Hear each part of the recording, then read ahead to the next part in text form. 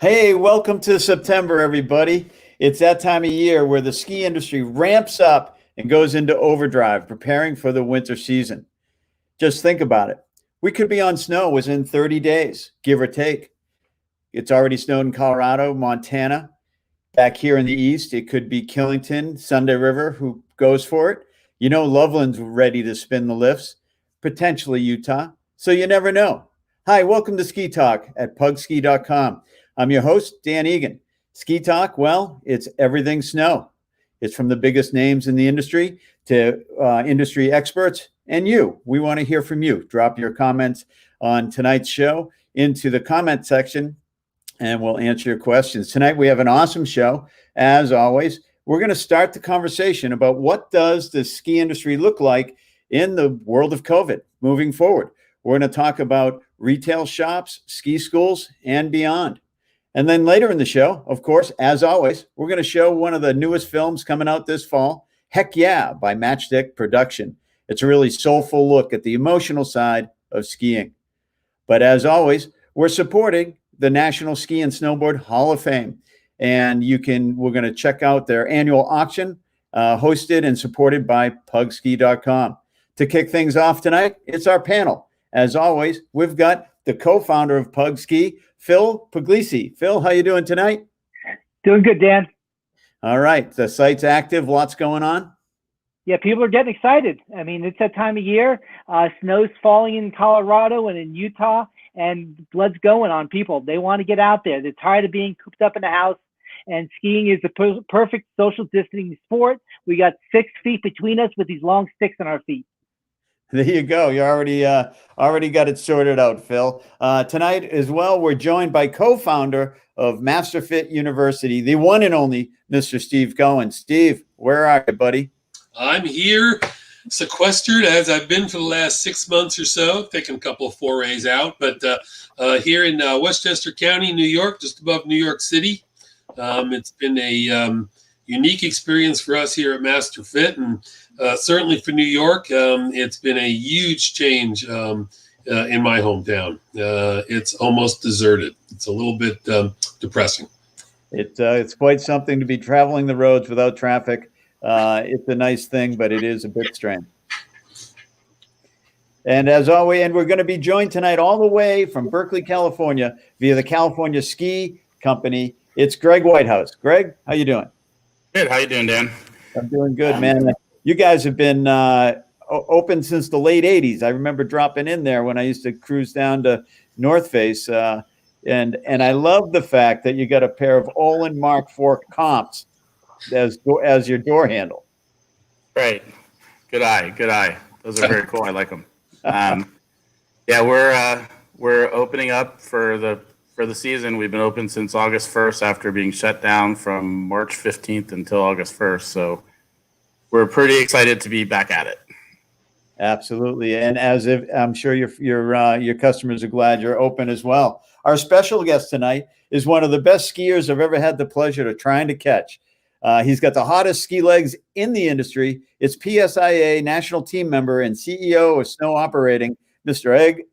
Eric Lipton. Eric, give it up, man. Hey, Dan, how are you? Thanks for having me. I'm excited to be here. Good to see you. When is the last time you skied, Eric?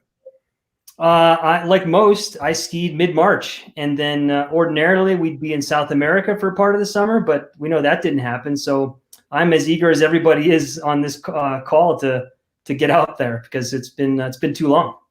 It's been brutal to watch all of the snow coming to South America and not being there. I know we've had some dry years down there. We have. This has been a killer year for snowfall, and unfortunately, there's no one around to ski it. It's a shame. Oh, it is absolutely a shame. We can't wait to get back down there. So the goal of tonight is to talk about what's the ski season starting to shape up like, and how are the ski areas going to manage, and how are the ski shops going to manage the social distancing and all the things that go into it. I mean, when it comes to boot fitting, Steve, it's an intimate situation, right? Absolutely. The boot fitters there, the guy's taking his, shoes off and wants to get into a boot and make sure it's comfortable. What are you starting to think about, and how are you going to plan for that? Boot fitting's always been the biggest challenge in the ski shop, both from the amount of expertise that it requires and also that it is the most intimate of the sales experiences that people ever have. I mean, it's very rare that in any situation other than a shoe store that you actually touch a person and you touch them in an intimate spot that they rarely are touched by even their loved ones. So now they're putting a stranger in charge of their feet. For us, it's now compounded by the fact that we've got a customer who's sitting above us. We all know that COVID vapor travels downward. So we're in a situation where we're, as boot fitters, we're probably the most exposed, and the customer is also probably at its greatest exposure. We've got to be close to each other. So we've issued some guidelines as far as we think that masks are mandatory for both boot fitter and customer. We're recommending, but not saying that everybody needs one, the opportunity to offer a face shield to the customer, because the customer is above you. Most of the boot fitters will probably be choosing to wear some sort of eye protection. And after that, we're looking at heavy sanitization. Sanitizing hands, both the boot fitter and the customer, and the product. So it's really going to be a big change for most customers and boot fitters. There's going to be the need to set different expectations. You won't be able to mostly walk into a shop. Greg, I know you've worked mostly by appointment, probably for a large part of your career. Most shops will be looking to move in that direction. That's super interesting. I mean, shops by appointment, they'll get a lot of care and a lot of attention. Greg, you opened in early August. What's the store traffic been like? Oh, it's been, it's August, so it's not real busy, but it has been fairly heavy for August. We're running a relatively short staff, but we're staying pretty busy. We have boot fitting every day. Are the customers getting excited, and what are you hearing about the chatter about backcountry and that sort of thing? The customers are very excited. The customers that come in early are sort of the hardcore customers, and they come in to get their ski fix. And, this time of year, a lot of times it's sort of like a barber shop where people hang out, and they're sort of disappointed that they can't do that right now. But they're very psyched up, and they want to recreate. They're feeling cooped up. They want to get out and play. And to address the backcountry thing, there's definitely been a big surge. We've been a backcountry store for a while, in addition to Alpine, and we can only speculate, but we think it might double this year in terms of interest, particularly the crossover gear, a light ski that would be in an Alpine catalog, a head core, that sort of thing, combined with the shift binding, I think is going to be the most popular setup for the season. So I imagine people are hedging their bets. I imagine that shift binding, as well as others, will sell out. Make sure you hop on that and get them soon if you're out there and thinking about it. I know I've left my gear spread around the world, and I'm a little exposed here in the East without my backcountry gear. I'm looking to get set up. Eric, I know that, of course, with your work with PSIA and all the things that are going on with ski schools, before we get too deep in the weeds on operating, just give us a general feel for what types of changes we might see at the ski school. Yeah, it's a good question. So I can say that you're going to see it's going to be all over the map. Ski school, snow sports school is a very large revenue driver. So resorts are going to be very careful and strategic in how they operate their snow sports department. Everything is up for discussion. It's kind of a brave new world out there, and we're advising resorts that we work with to take bold action. Like fortune favors the bold. So if there are products that resorts have wanted to try but haven't, if there are processes or ways of doing business that they've had in their mind that they're looking for an opportunity to test, now's the year. The saying, never let a crisis go to waste, I think is really true right now. You're going to see things that you've never maybe have thought of before, and that's from in the products that are offered to time slot bookings to how groupings happen. I think there's going to be a wide variety. And of course, we're all waiting for the snow to fly, and the conversation happens at pugski.com. And Phil, as we come into the fall here, we all know people start getting excited. Everybody's looking for ski movies and photos, and they want to start chatting. What's the traffic light like on the site? Well, a lot of things that we have going on right now is what's being discussed here right now, the reservation systems and how that's going to work. And I mean, everybody's concerned, well, how's it going to affect me? So, but we also need to be flexible right now. And the people that are not flexible and not willing to adjust are the people with the most difficulty with it. And they need to realize that they need to adjust. And where you might have gotten 60, 70, 100 days in, you might be getting 40, 50 days in. And be realized that there's other people out there that want to get out there on snow. The backcountry part of it is something that is also being discussed tremendously on the site. And one of the things that we're adamant really in discussing with people is if you are going to go into the backcountry, please make sure you get the proper education. And it's not watching a YouTube video and getting a backcountry kit and going out there. There's a lot more to it than that. Mother Nature doesn't have a sense of humor, and we've seen that in the past, and she doesn't care who's in her way. So we really have to be cautious out there in that backcountry experience, especially for the first timers out there, and realizing that the backcountry, there's going to be a lot more people out there, and just be aware of that. I want to ask a general question here because this has been something I've been bantering about. The idea of reservations, just the idea of reservations sort of means scarcity. And I think when people hear reservations, they think, I might not get a slot. I might not get into the store. I might not get on the chairlift. I might not get a lift ticket.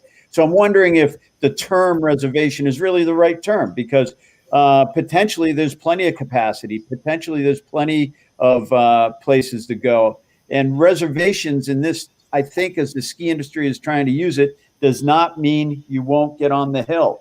I just want to throw it out to you, Greg, starting off that discussion.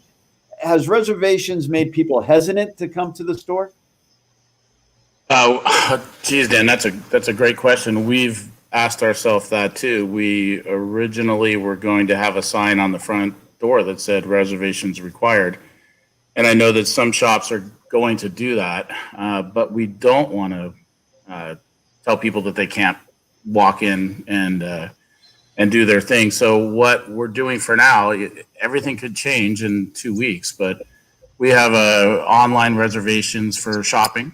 We have online reservations for virtual shopping, where we will call them on the phone and talk about product with them as a prep before they would come in. We have gone to touchless for rental. We use a Fisher scanner here in the store, and Fisher has a telephone app. I don't know if it's a telephone app, but an app that you can scan your foot at home using a 8x11 piece of paper, and it'll give us dimensions, and we can deliver rental gear to the door without you coming in the store. And frankly, I think people will probably be more likely to get the right boot size that way as renters. And the same with drop off and pickup of repairs. So we're sort of doing everything we can to keep people out of the store, so the people that need to come into the store, i.e. boot customers and ski purchasing customers, can get in. We are calling it reservations. I don't know how it's going to go. We have always had a system where we take some reservations and then we just had people available to deal with the crowds. But the one thing I do know is there is going to be a scarcity. On a typical December day in here, it would look like a frat party, and we can't do that anymore. So if we're going to do anywhere near the business that we're used to doing, we're going to need to spread it out. We may expand our hours. We certainly are encouraging people to come in early, get their gear before it snows for sure. And we're just trying to be ready to adapt to customers' needs and do whatever we need to take care of our customers. Meanwhile, the number one objective is to keep everyone safe. So, my viewpoint as an owner is if my staff feels safe, and they would told them if you feel like you feel okay with your mom coming into the store to shop, then we're doing the right thing. But we need to maintain that, and it's a delicate balance between doing enough business to keep the doors open and get through all this and keeping everybody safe at the same time. So reservations are just part of a big conundrum. I love the idea of that rental system and being able to get set up, sort of hands-free. I think that's awesome. Now, I was talking about there's been snowfall in Colorado and Montana, and we're maybe 30 days away from skiing. But however, Eric, there is skiing. Is that right? At Real Snow in New Jersey, people are skiing now. There's reservations now. How many people are hitting the slopes indoors at Real Snow? Yeah, so at Big Snow American Dream, we've been pretty encouraged by the traffic. We opened on September 1st, and it's been largely it's core participants, right? It's people trying skiing or snowboarding for the first time aren't the ones that are jonesing to go in September, but it's core participants like us who are super psyched to get on snow. And we've been really encouraged, we do time slot bookings and our 1 p.m. to 3 p.m. is sold out every day, at a limited capacity because we have to comply with state and federal guidelines, state and local guidelines, excuse me. And then our evening sessions are sold out too. So people are pretty pumped. There's a lot of pent up demand to slide on snow. So it's encouraging. Steve, I know that you deal with a lot of all over the country and probably the world. You're talking to ski shops and boot fitters. You really, and of course, all of your years at Ski Magazine as executive editor. There's really nothing to compare what we're about to go, ever, right? I mean, there's no comparison to this. And how do you sum it up as an industry veteran? And do you try and find some sort of balance or comparison to in the past? There's obviously nothing that's ever happened like this before. I mean, ski areas and ski shops were always built to try and gather people together, large amounts of people. I think it's going to be a challenge for the resorts to maintain mandated distances during peak times. I think that the positive is that more people are working out of their house, and I see people recreating more during the day than they have in the past. I can see a little bit of the ski demand maybe being spread midweek where people will be able to get away, and whereas if they were in an office, they didn't have that opportunity. But I think that Christmas is going to be a huge challenge. MLK weekend, President's Week, when it's peak time and when the money really churned, it's going to be, if you're operating at 50% capacity, that's going to be a big hurt. I think the experience could be interesting, though. I'm sort of thinking that, everybody's going to go back to sort of like the way it was in the 40s or 50s, where, you'd pack your picnic lunch in your Woody and, you'd go back to the parking lot if it's a nice day, and you'd pop open the back of now probably your minivan and just, picnic out there. I think that people will be looking to try to stay outside as much as possible. I mean, if you haven't bought your van by now, that's the movable base lodge. I never moved out of my van, Steve. You know what I mean? I've held on to it all these years, and I'm ramping it up for the big trip out west.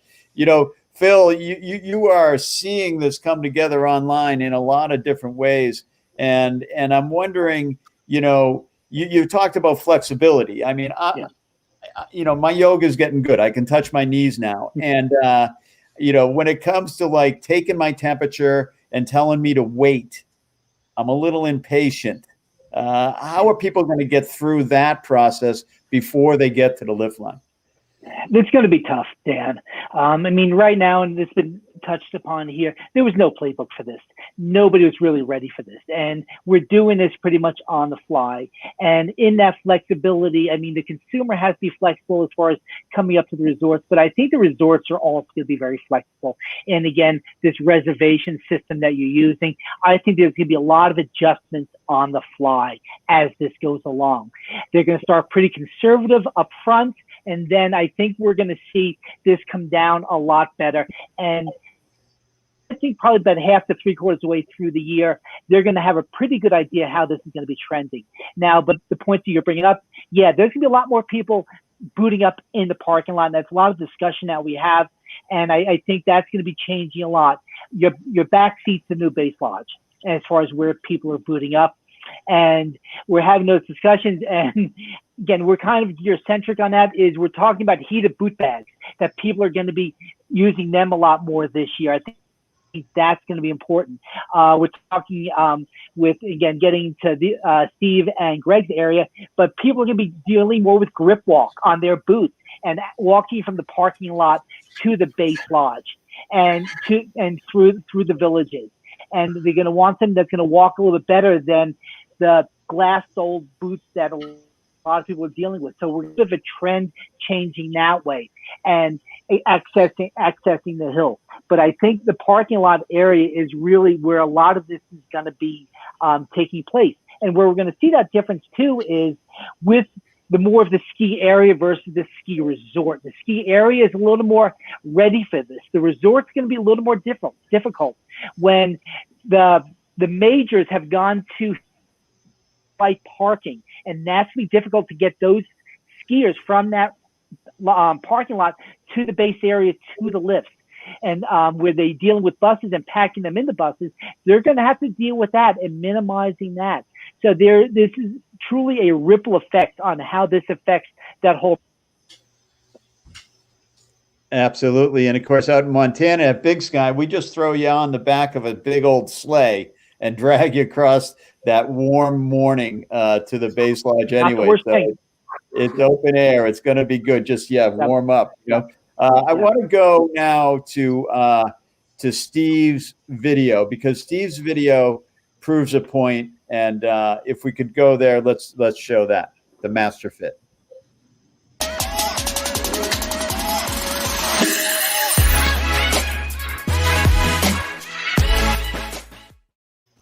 Now, Steve, I love it that you picked that, and tell us why you did. I picked that because I think it's pretty emblematic of all the things that we can't do anymore.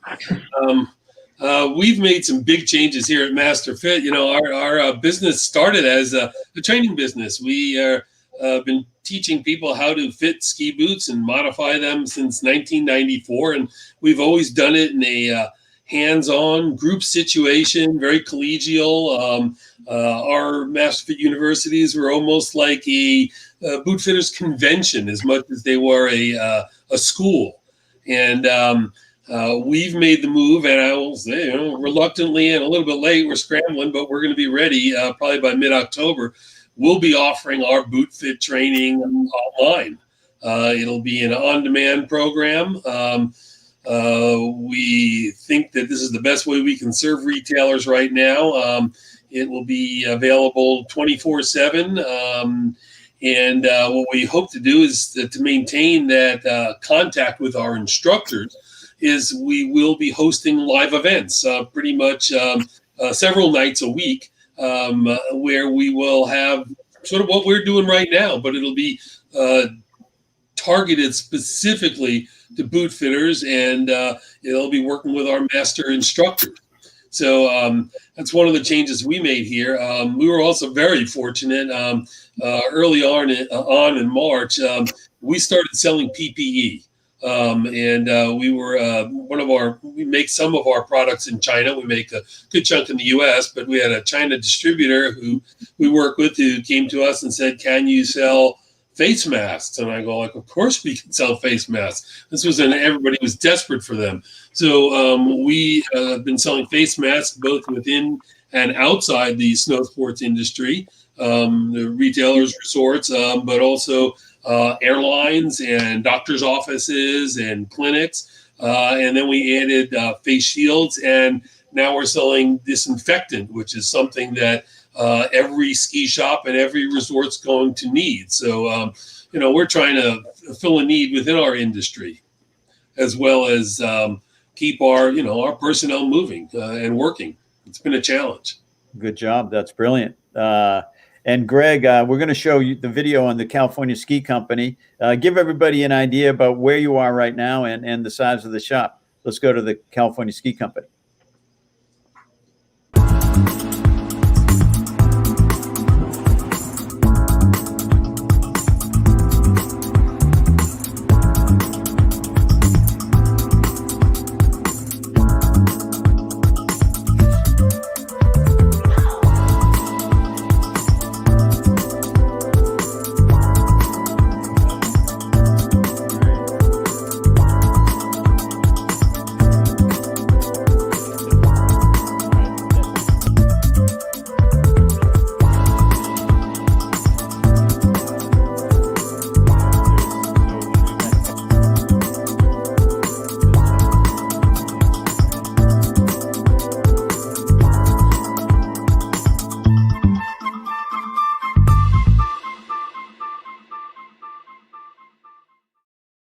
That's great. It says it all. All the care that you're going in to make it safe, Greg, people must really appreciate that. I think they do. If they don't feel safe, then they're not going to want to shop. And I just think it's important to do the best job you can for safety. With all this talk about booting up in the parking lot, which any legitimate true skier should be doing anyways. It's really, I've been thinking a lot about it because I'll be walking really, to the lifts every day. Your footbed should be perfect. I mean, you want to be comfortable in those boots. You're going to be in them even longer. You're going to put them on in the car. Are you seeing an uptick in footbeds? For us, over 90% of the boots that go out with footbeds here anyway. So that's already been part of our culture. But I agree with you. But I think more importantly, everything's happening right now in almost synchronicity with the needs of the customers. My feeling is that we're selling a huge number of 4-buckle boots that are designed to ski well, but still have a walk mechanism and a DynaFit lever in the toe. And those boots are great for, whether or not they have a touring sole or a grip walk sole. They're much better for getting around in the parking lot. I know at this stage in my career, I'm much more likely to get hurt in the parking lot than I am on the hill. And the rubber traction-oriented soles are great. I think it's one of the things that's going to make skiing more enjoyable for the customers this year is if they have that sort of boot. I think it's a pretty big deal. And hopefully it'll spread. I mean, it wasn't long ago where having a walk feature was, for beginners and girls. No sexism intended there. But now all of a sudden it's cool. So I think we'll probably sell hundreds and hundreds of boots that have walk features, and 1 out of 10 of those people will buy a set of skins. So that's my prediction. I think you're straight on. And of course, Eric is still an active part of PSIA National Ski Team. We've got your video queued up. Let's drop in on Eric Lipton, Ski in the Bumps.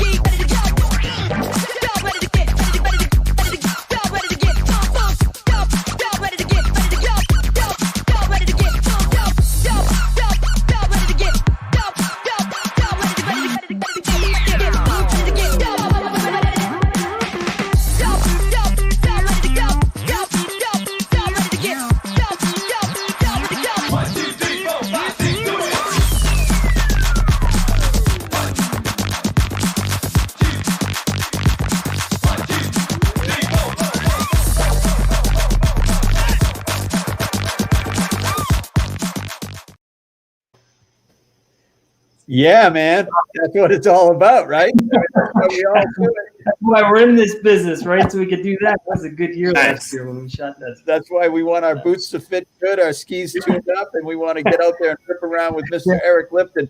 Eric, I just, when you watch that, and I'm sure you remember, where you were, what day it was, but what's the emotion for you when you watch that? God, it makes me want to ski even more, right? Like, I get excited just watching skiing, me or you or otherwise. So that's fun. That was the day shot mostly at Alta. It was a great day. We had a terrific year last year here in Utah. The snow is fantastic. So makes me want to go ski Little Cottonwood Canyon, right? Greatest snow on earth. And, I love the fact that there's a lot of turning going on. We're not making figure 11s out there after all. We're meant to arc. And, what you're seeing, I love the constant fluid motion and the energy and the direction of the pole plant and the consistency of the turn. It gets me excited.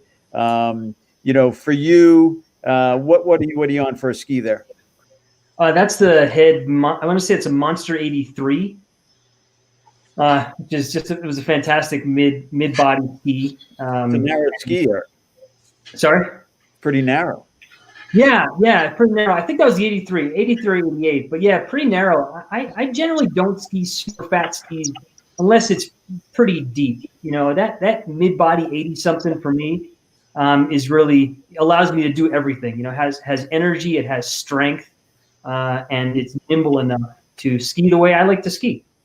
I was telling Jason Leventhal I was on my favorite pair is the Elan 88. And he said, "That's a straight ski. What are you talking about?" And it's always fun. Now with the PSIA national demo team and ski schools, you touched on it earlier. But what is going to change at ski school? We're going to have group lessons. They're all going to be privates. We're going to have lineups. What's going on? Yeah, great question, right? In everyone's mind, what's the pro sports school experience going to look like? And as I said before, it's going to be all over the map. Here's what we can expect, right? We're all going to be wearing masks, and we're going to be keeping social distance. Other than that, the types of products are going to be different. And here's what I mean specifically. So largely, ski school products are the same, right? Wherever you go, they're pretty homogenous. There's private lessons for adults and kids. There's group lessons for adults, and maybe there's a half day or full day kids program, right? This season, I tell you, there's going to be a lot of changes. So if you're planning a ski trip and expecting to hire the snow sports school for lessons of some sort, be sure you know what they're offering. You can't just assume anymore that they're going to have the product you want when you want it. So for instance, privates, it goes without saying, private lessons are going to be more popular than ever before. The demand is only going to grow. And in speaking with our friends in Thredbo, Australia, 80% of their lesson volume was private lessons. They did about 20% in group lessons. And they decided that, they were going to do max 5 for adults. And they did no kids programs at all. No kids programs. And I think there's certainly a concern because for kids programs, there's a lot of indoor time.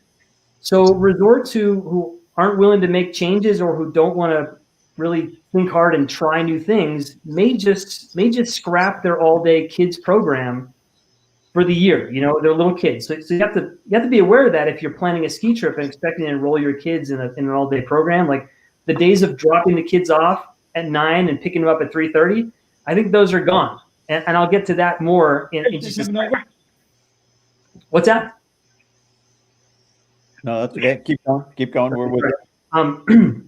In the private world, I think you're going to be seeing like resorts testing new products, like a family private lesson, where you may have, mom on skis, dad on a snowboard, and kids on skis and/or snowboard combined with, a variety of different disciplines, right? Like multidiscipline with one instructor. I think you're going to see that, and you may be a product for that, where you can all spend the day together. You may see a kids family or like a sibling lesson where you have multiple age groups in a lesson that ordinarily wasn't all that common. Or they may actually ask the parent to chaperone the lesson. So where the parents there to pick the kids up and to help them on the chairlift and things like that. That's not out of the question.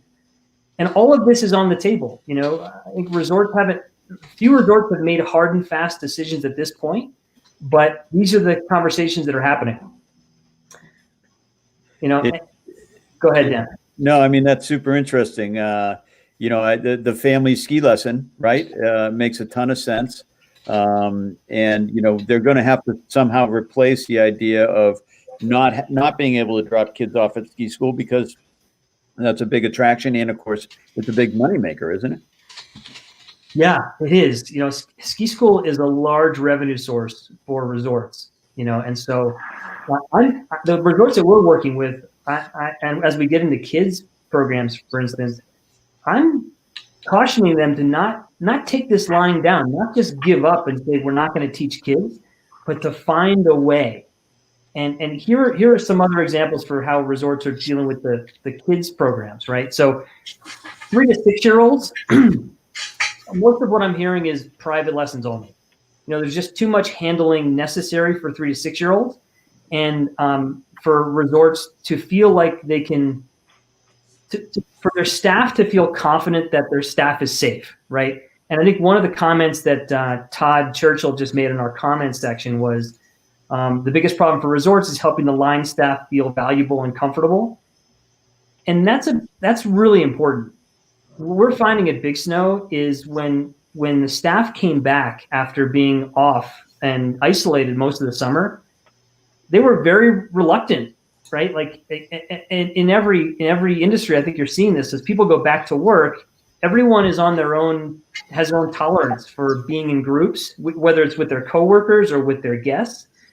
And the staff is gonna need some time to get comfortable. So the 3 to 6 year old programs, for a lot of resorts are saying privates only, no group lessons per se. It's the 7 to 12 or 7 to 14 that's going to be really interesting. And stop me at any point if I'm getting too long winded. But we're hearing a lot that resorts are going to be doing morning lessons, like a 9:30 to 12. And then you pick your kid up, take them to lunch, and then bring them back for the afternoon. Because the indoor time, serving lunches, even registration indoors, which may happen now outdoors, you know, kids gathering outdoors, they're trying to eliminate any of that. So morning lessons and afternoon lessons, parents pick the kids up for lunch. Speaking of gathering outdoors, so check in. Don't be surprised if you see check in happening outside. Some resorts, the guests are accustomed to dropping the kids off with like a bag of clothes. Here you go. Here's my kids' goggles and boots, and you put them on. I think that could be going away in a lot of places where you should expect to drop your kids off ready to ski because they're not going inside. They're going to meet on snow. They're going to get their instructor on snow. Groupings are going to happen on snow, and they're going skiing, not hanging out in a children's center facility for 30 or 45 minutes in the morning. I got to tell you, Eric, in the Egan family, my mom would lay out the clothing in the order in which you were to wear it. And if you screwed that up, you didn't get on the ski bus on a Saturday morning. And of course, most of us just went to bed with the stuff on, so we woke up ready to rumble. Roll out of bed and hit the road. It's the only way to go. Now, Phil, I know you've got all the new product up at pugski.com. You got ski finders and ski tests. Before we see your video, tell us what we're going to see. Yeah, last year we ran a beta test on a new ski selector that we built into our site when we relaunched it in last season. So we built up a program. Again, people come to our site for reviews, and they come to us for opinions. And again, with our site, reviews are a little bit different than you might find a lot of mainstream sites in that they're interactive reviews. You can talk and communicate with the specific tester. We get into the down and dirty of the ski and talk about the ski in the characteristics, how it's going to be on the snow and how it's going to react. We try to avoid some of the technical jargon. We try to avoid manufacturers' rhetoric and regurgitation of that. So we're pretty clear on that. But again, we come to try and help people find it. So what we did in building a product, and I didn't want to use anything that was off the shelf, and I wanted to build something specifically for us. So as this is going to come up on the screen here, and I'll just walk through it and just quickly down and dirty how it's going to work. And as soon as Nelson cues that up, there we go. This is our home page. We've got a ski fletch at the top, or the banner here, which is strategically around the site. This will bring you to this page. We've got last year's skis on there down at the bottom. We've got our ski glossary and how it's all broken down and how you're going to use the program. So you're going to come up and say you're going to pick this year's skis and go for a 2021. And then we want a ski that's going to be for an expert, all mountain ski. And we're looking at a guy ski here. And we're going to look a waist between, say, 90 and 100 underfoot. Pretty simple to work with. We're going to go with just our Tester's Choice skis. And that's going to bring up a page of skis that our testers liked. And they thought they stood out for various reasons. So, and that's going to be a lot of skis there, but say we want to look for specifically a K2 or a Solomon or say a Liberty, and now that's going to query some skis out from there, and that's going to bring up some skis there, and from here you can pick on a specific ski. Brings up the K2 Mind Bench.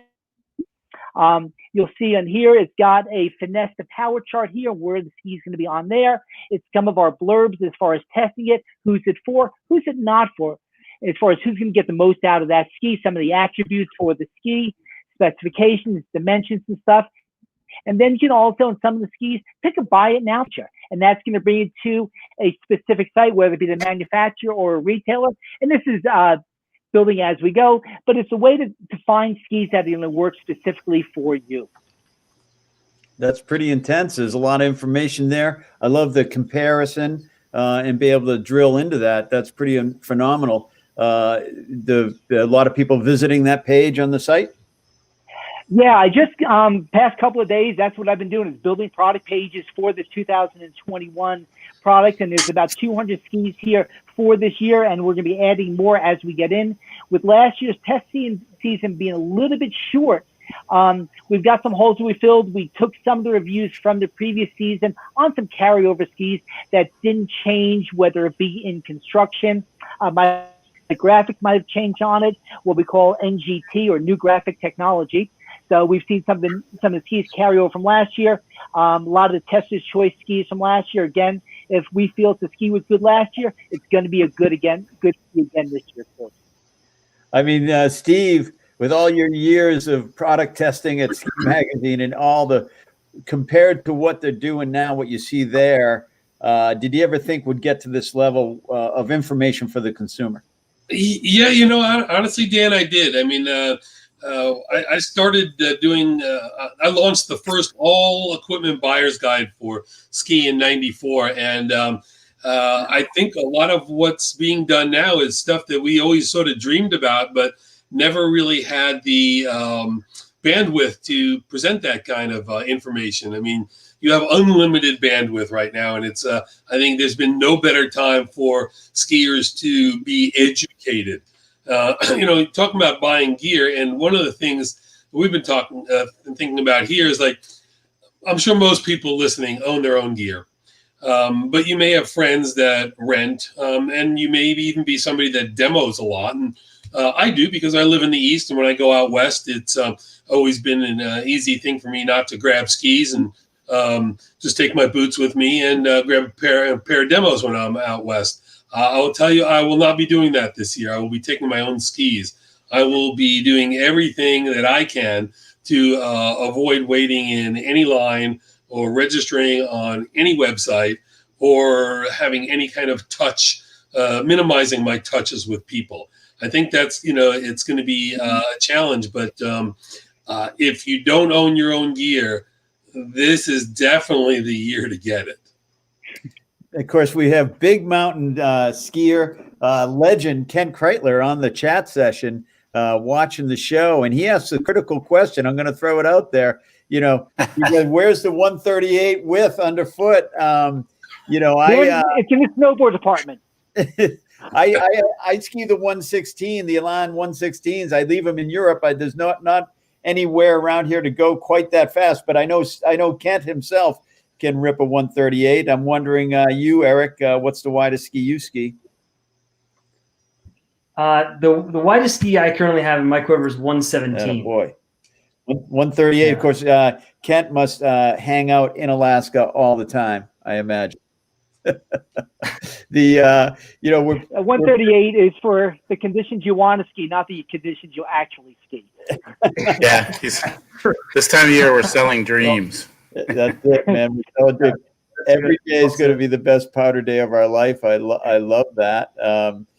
Before we launch into the movie of the night, the new Matchstick production film, I just want to check in with you, Phil.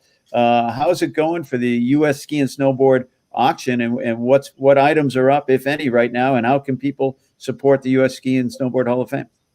Auctions are going well. Right now, we're in between auctions. We just had a Sim snowboard that was from last year's show in honor of Tom Sims, who was inducted last year. That just went for a really good value price at about $225. We're going to be getting ready to get another item up shortly. And we're also going to have more items for sale. So there's going to be opportunities just to see some items on there that you can actually just purchase. You don't have to worry about bidding on them. And again, with this, the proceeds go to support the U.S. Ski and Snowboard Hall of Fame. For now, right now, the Elan skis didn't get a bid last week, so they're up there right now for purchase. There is some jewelry up there, which is custom-made jewelry out here in Lake Tahoe. That's available also. James Nyhouse's book, you can purchase that at any point on there. Toco Wax is one of our sponsors for both us and the Hall of Fame. We've got a great Toco tuning kit that is up there available for purchase. So there's numerous things that you can get up there and sponsor and support the Hall of Fame. We've got some custom clothing that we had made in homage to Barbara Alley, which is a throwback to I believe it was 1971 Ski Magazine art, where the woman had body paint on it with all the classic skis.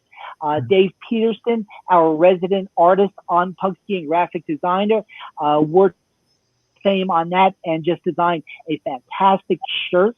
It's a quarter zip that's available. We've got those in a multitude of sizes, both for men and for women. Again, proceeds go to support the Hall of Fame on these.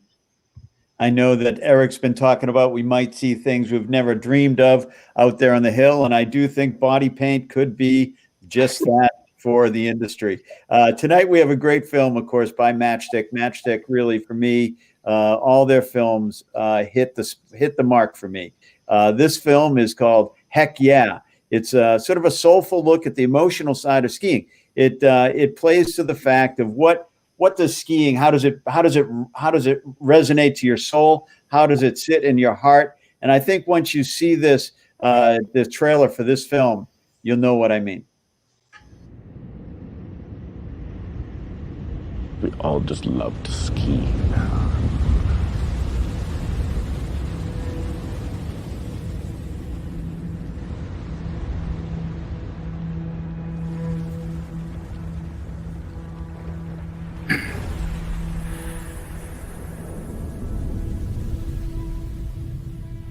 It's here, and I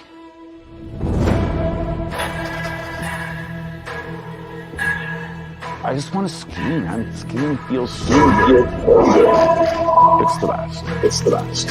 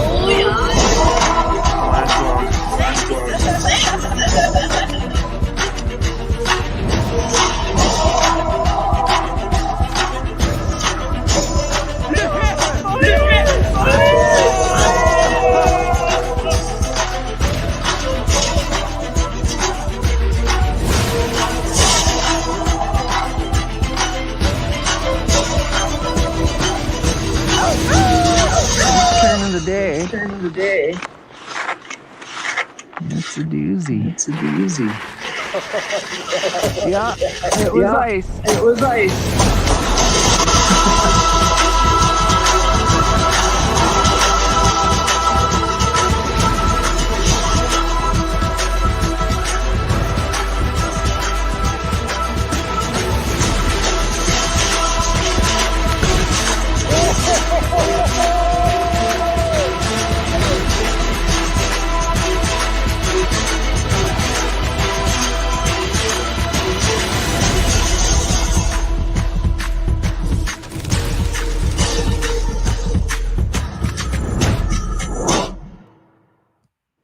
It's Heck Yeah by Matchstick Productions. If that doesn't get you fired up, I don't know what will.